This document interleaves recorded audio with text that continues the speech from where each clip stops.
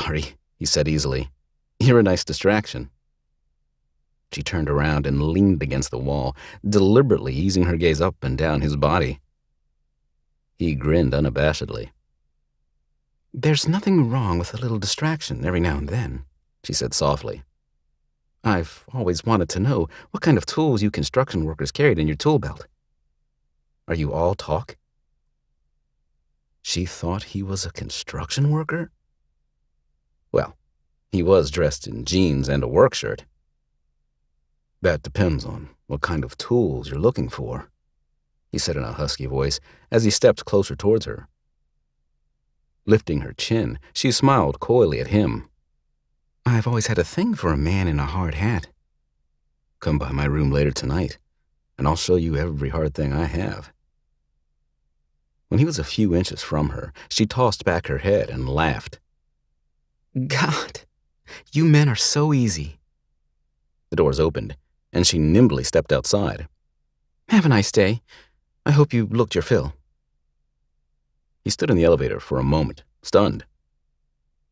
Quickly, he realized this was his floor too, and he hopped out before the door closed. Her heels clacked on the tile floor as he followed her. Out of curiosity, he stayed a few steps behind her. If she was on this floor, she was, no doubt, closer to being Duncan's personal assistant than a simple secretary. But this meeting was only for the board, so what was she doing here? "What are you doing? That wasn't anything serious," she hissed as she whirled around. "It wasn't?" he asked innocently. "No, and you shouldn't be up here. Are you lost?" Was he lost? Well, wasn't that an interesting turn? "Maybe," he said casually. "Is there a reason I shouldn't be up here?" Her features relaxed. "I'm sorry. I'm a little high-strung today. This floor is for VP members only. We have an important business meeting in the works. If you let me know who you are waiting for, I can help direct you to the right place." "I have a meeting with Gabe Maxfield," he said with a straight face. "Ah, well, Mr. Maxfield will be preoccupied in the meeting for a while. You're welcome to wait by his office, or I can let him know that you'd like to reschedule Mr. Maxfield," he said with a smile. Frustration flashed across her face. "Yes, I know you're waiting on Mr. Maxfield. You know what? I'm sure Gabe will realize his mistake, and he'll be in touch with you as soon as the meeting is over. On behalf of Duncan Enterprises, I apologize for the inconvenience." She had the power to apologize for the inconvenience? This was getting more and more interesting by the moment.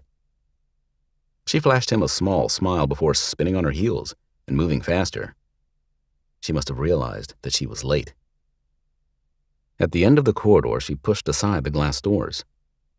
Through the panes, Gabe caught his eye and raised an eyebrow. Stephen hadn't actually called to announce he would be attending. The truth was, Gabe wasn't sure if Stephen was coming or not.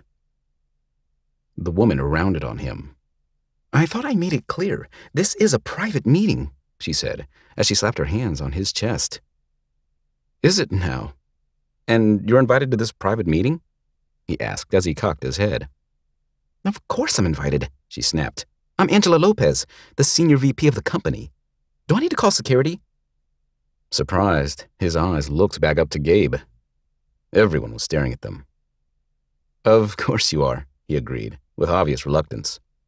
"Well, you should probably take a seat, Miss Angelia Lopez, senior VP. It looks like everyone is waiting for you." "And I will sit down as soon as you leave." He gave her a wide smile. Part of him was about to enjoy this moment. "Why would I leave? I'm invited as well." Clearing his throat, he turned to the board members. "I'm sorry I'm late. As many of you know, I'm Stephen Maxfield. I got held up in the elevator." The expression on her face said it all. A few members nodded to him as he took his seat, and he watched with some amusement as she tried to compose herself. Her face was flushed, either with anger or embarrassment. But one thing was sure. She wouldn't be threatening to call security on him again. Like it or not, he owned part of this company, and she worked for him.